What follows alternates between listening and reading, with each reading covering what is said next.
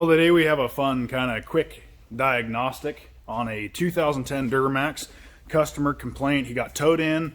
It would crank. If you let it sit for about 5 to 10 minutes, it would crank and start, but it would not run for more than about 5 to 15 seconds.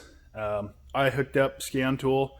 I wish I would have gotten this video a little bit sooner.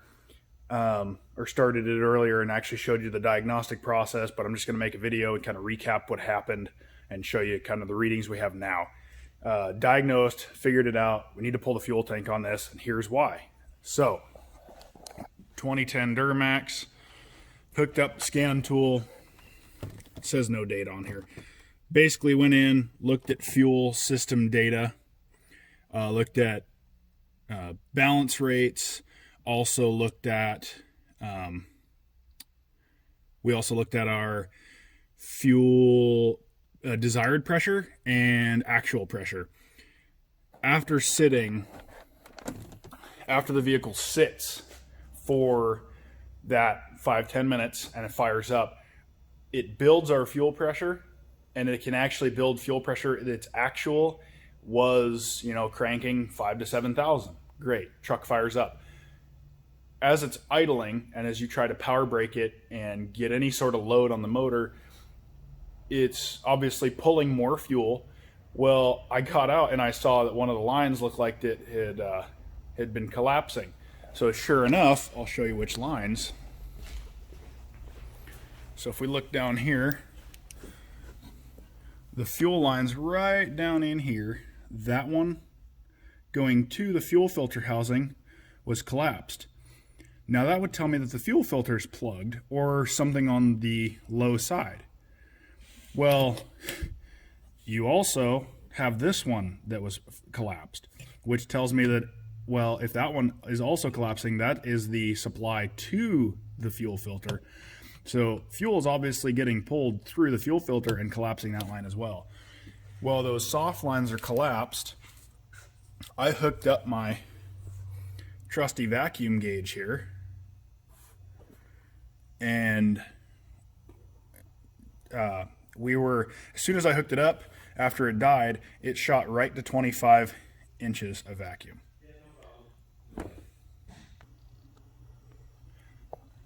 So, sorry about that, guys. I had to talk to my service manager. So, shot right down to 25 inches of vacuum, which tells me that there is a vacuum, there's a restriction either in the tank or on the low pressure side somewhere, and we don't have a high pressure side issue. So we went ahead and I had Eli, the service manager, look at the gauge. It said 25 inches of vacuum, and I went ahead and pulled off the main supply line here, that bigger line. Pulled that line off, and as soon as I pulled that line off with the disconnect tool, as soon as I got that line slid off, you heard a shh, and it dropped down to no vacuum. So, which tells me that something's in line. So, I don't know if it's like I've seen it before where we've had the little foil caps plug up when people have put fuel additive or something in, fuel caps of little, bottle caps, stuff like that can fall down. Could just be debris, could be crap that came out of a fuel line somewhere or fuel hose. Don't know. Gonna have to pull the tank, but quick, easy diagnostic. Got it done this morning, and customer's really happy and satisfied. So another job taken care of. But yeah, we're gonna go ahead and recommend a fast fuel system for this customer as well, because the truck's in really good shape. It's kind of his baby. So let's get some good pressure to these fuel systems so they don't destroy themselves over time. I'm actually really excited to look at this thing. So I haven't looked in here yet. The other video, first part of the video you guys are going to see is I was thinking that there was something down in the tank, so we're going to find out together. Why don't you come a little closer with the camera? Watch out, everyone splash some fuel.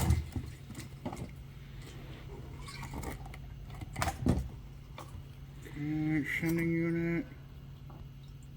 Hold on just a second, let me dump this out.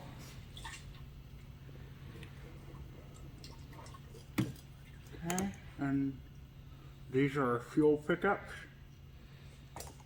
We're gonna set this right here. All right. Let's take a look. There's a couple of them. Oh my gosh. Let me go grab the little claw.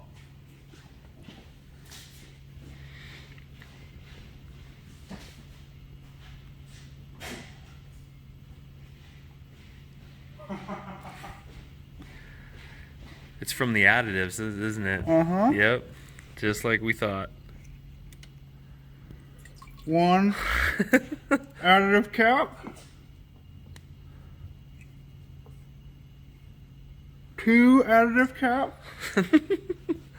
3. Going for 3. It's like fishing. Oh my gosh. All right. Let's see if we got anything else in there. Here, go ahead, take a look. I'll stand back. That's pretty awesome. I don't see anything else. And those were right. They were a little bit, like only a couple inches away from the pump, and that would explain why we put air pressure through the big line. It blew those off, and that's why it fired up. So sweet. I think that'll solve this problem. Awesome. All right, thanks for watching, guys. Have a good New Year's.